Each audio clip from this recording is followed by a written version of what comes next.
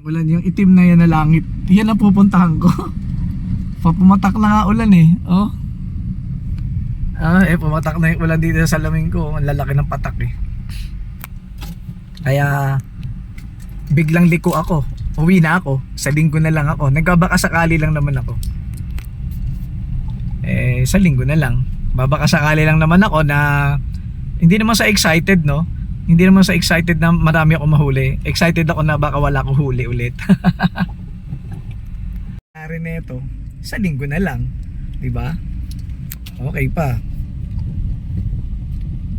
Sa linggo na lang tayo. Nakagayak na yung ano ko yan. Diyan yung mga fishing rod ko, mga pain. Biglang dilim na yung langit dito. Ayan o, biglang tumilim na.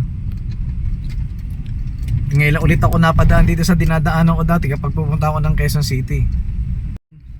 Maliwanag. Pero dito madilim. Ayun o. Ayun o, dilim o. Kahit dito o. Kahit dyan o. Bubuhos na ulan yan. Tara, uwi na tayo. Inabutan tayo ng ulan dito pala sa daan. Pauwi.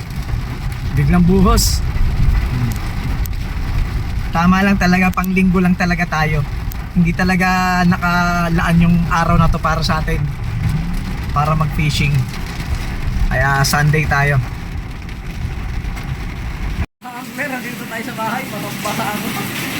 Hindi na at itong payong sila pala. Ayaw bumuka.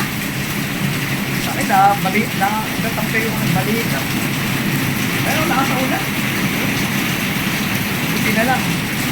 Buti na lang. Hindi na ako tumuloy. Nagbabaka sakali lang naman ako na wala ulit akong mahuli. Diba? Kaya tunay na angler.